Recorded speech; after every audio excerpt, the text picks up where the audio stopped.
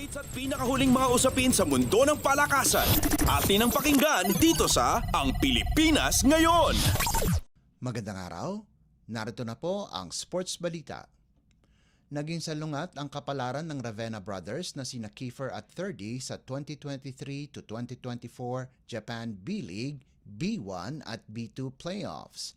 Ang nakatatandang Ravenna at ang Shiga Lake Stars ay nagbabalik sa Division 1 ng Liga pagkatapos nilang talunin ang Yamagata Wyverns 97-74 sa kanilang B2 semifinals na ginanap sa Shiga Daihatsu Arena. Nagtapos si Kiefer ng may 13 puntos, kasama pa ang 4 na assists, 4 na steals, 2 rebounds at 1 tapal, papunta sa B1 at haharapin ang Koshigaya Alphas sa finals ng B2. Ang dating Terra Firma Jeep gunner na si Roosevelt Adams naman ay nakapagposte ng 17 markers, 6 na rebounds at 1 steal para sa Yamagata, subalit hindi sila handa para labanan ang Altiri Chiba para sa bronze medal ng dibisyon. Samantala, ang mas nakababatang Ravenna at ang San En Neo Phoenix ay natalo sa Hiroshima Dragonflies 69-66. Kamukha ni Kiefer, nakapagtala si 30 ng 13 puntos habang nag-ambag din ng 6 na rebounds, 3 steals, 2 tapal at 1 assist, subalit nabaliwala ang kanilang magandang performance sa elimination round dahil sila ay hindi nakapasok sa playoffs. Sa kabilang banda, kakalabanin ng Hiroshima ang team ni Ray Parks Jr. na Nagoya Diamond Dolphins sa semifinals. Updates at pinakahuling mga usapin sa mundo ng palakasan.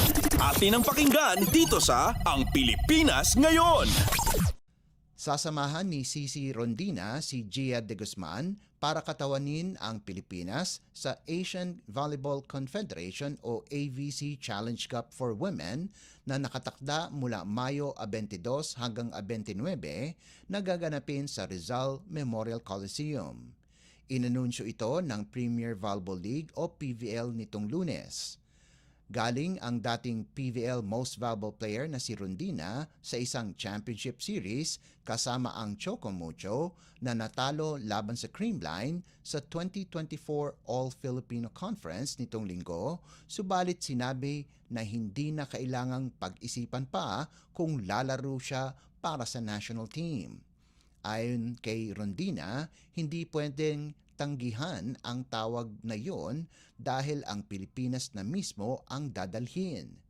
Pinangunahan ni Rondina ang Chocomucho sa Game 2 ng finals kung saan nakapagtala siya ng 31 puntos galing sa 28 attacks, 2 blocks at 1 service ace.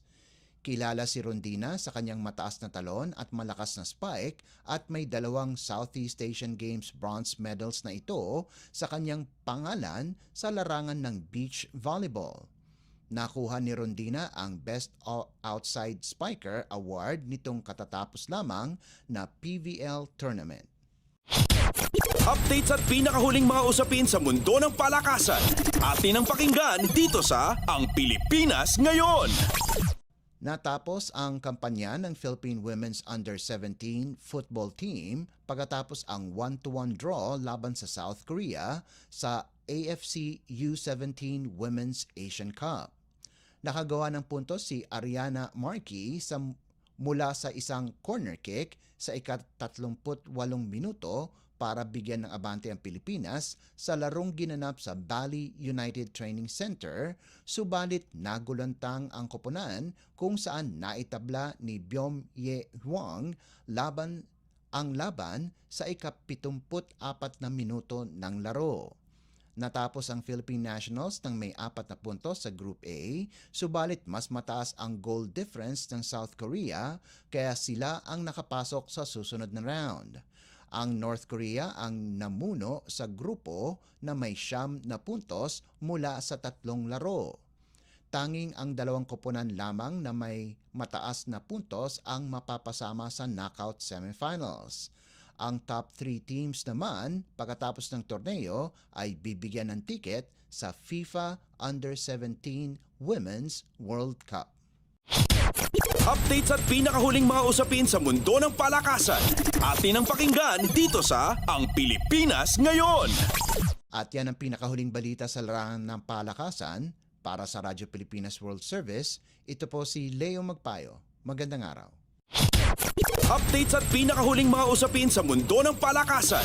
Atin ang pakinggan dito sa Ang Pilipinas Ngayon.